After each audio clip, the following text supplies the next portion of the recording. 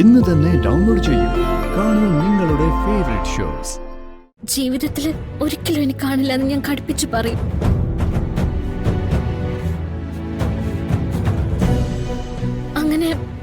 അങ്ങനെ എനിക്ക് ശ്യാമ മാഡത്തിന്റെ മുഖത്തൊക്കെ കാര്യങ്ങൾ ചോദിക്കാൻ പറ്റുമോ?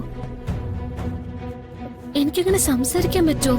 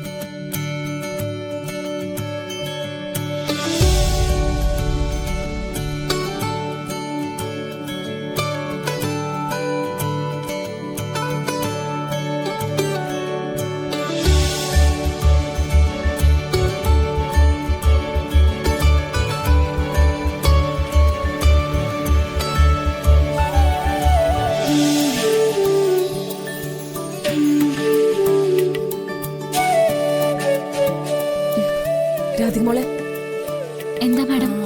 ഇത് ഓഫീസിലേക്കൊന്ന് ചെല്ലാൻ പറഞ്ഞു. ആ ഞാനിപ്പോ വരാവേ.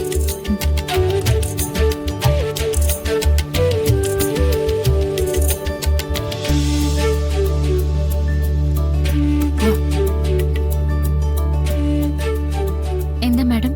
ആ മോളിരിക്കുക.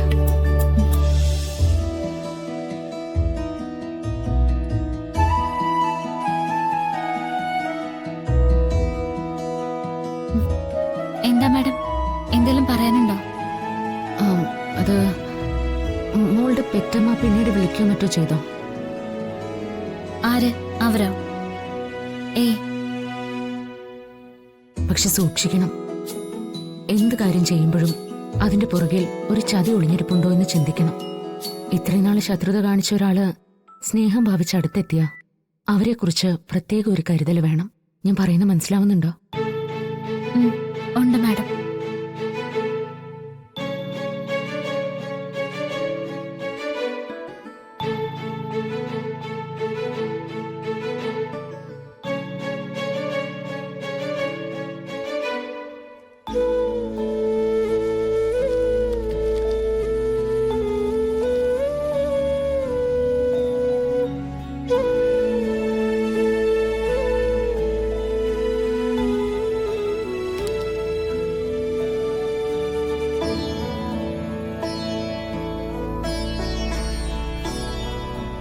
ഇതെന്നെ പറ്റിയുള്ള ന്യൂസ് അല്ലേ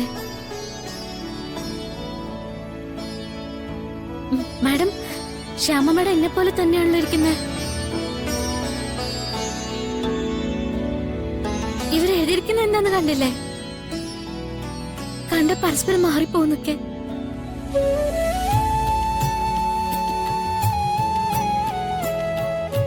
നിങ്ങൾ തമ്മിൽ സാദൃശ്യം ഉണ്ട് എന്നുള്ളത് സത്യം തന്നെയാ. പക്ഷേ സാദൃശ്യം എന്ന് പറയാൻ പറ്റില്ല.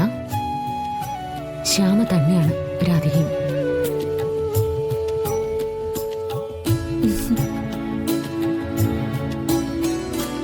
അതാണോ ശ്യാമ മാഡം ഇങ്ങനെ സഹായിക്കുന്നത്? അല്ലെങ്കിൽ എന്നെ പോലൊരു പെണ്ണിനെ പാടാൻ ആരെ ശുപാർശ ചെയ്യുന്നത്? എനിക്കൊന്നും മനസ്സിലാവുന്നില്ല മാഡം. ഇതിന്റെ ഒക്കെ പുറകിൽ എന്താ? ചിലപ്പോ രാധികമോൾ അന്വേഷിച്ചെടുക്കുന്ന അമ്മ ശ്യാമ തന്നെ ആയിരിക്കോ? എനിക്കെങ്ങനെ തോന്നുന്നു.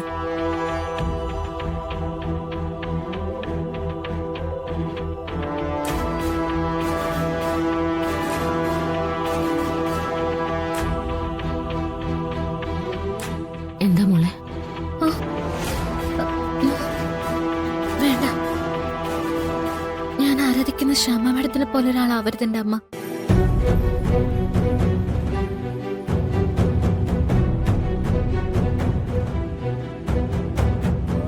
എന്റെ പെറ്റമ്മ എന്റെ മുന്നിൽ കണ്ട ഒരു കാരണമില്ലാതെ എന്നെ വലിച്ചെറിഞ്ഞതിനെ പറ്റി ഞാൻ ചോദിക്കും. ഞാൻ ചിലപ്പോ ചീത്ത പറയും.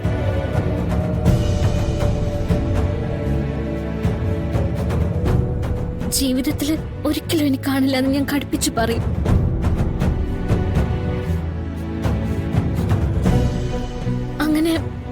അങ്ങനെ എനിക്ക് ശ്യാമ മാഡത്തിന്റെ മുഖത്തൊക്കെ കാര്യങ്ങൾ ചോദിക്കാൻ പറ്റുമോ? എനിക്കങ്ങനെ സംസാരിക്കാൻ പറ്റുമോ? വേണ്ട, ഒരിക്കലും അങ്ങനെ ആവാതിരിക്കട്ടെ. അങ്ങനെയല്ല, എന്നാലും ആവാതിരിക്കട്ടെ.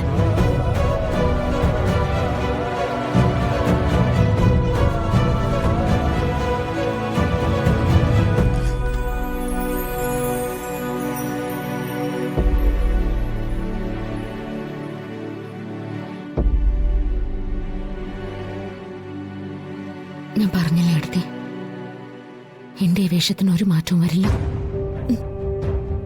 നേരെ നിന്ന് എനിക്കൊരിക്കലും അവളെ സ്നേഹിക്കാൻ പറ്റില്ല. അതെനിക്ക് ഉറപ്പായി. ശ്യാമ ക്ഷമിക്കും. ഇങ്ങനെയൊക്കെ പറയുന്നെങ്കിലും ഒരു പെണ്ണ് സ്വന്തം അമ്മയെ സ്നേഹിക്കാതിരിക്കോ? ഇപ്പൊ നമുക്ക് സമയമായില്ലെന്നേ ഉള്ളൂ. പക്ഷേ നിങ്ങൾ അമ്മയും മകളും ആണെന്നുള്ള സത്യമാണ്. നാളെ രാധികയും ലോകം അംഗീകരിക്കുന്ന സത്യം.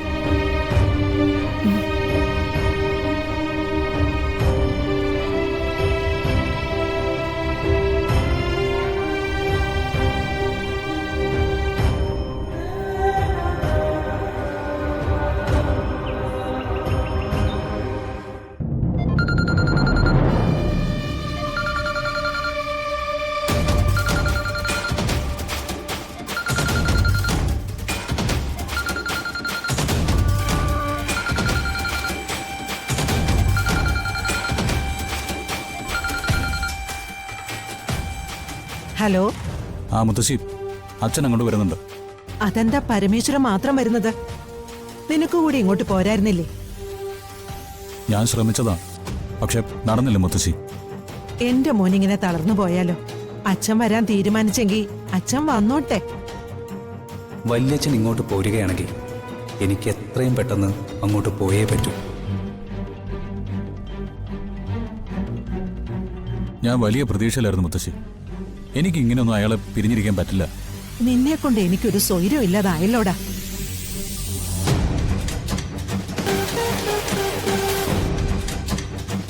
പരമേശ്വരൻ ഇവിടെ എത്തിയാല് ഞാൻ ആദ്യം ചെയ്യാൻ പോകുന്ന കാര്യം എന്താണെന്ന് അറിയോ നിനക്ക്?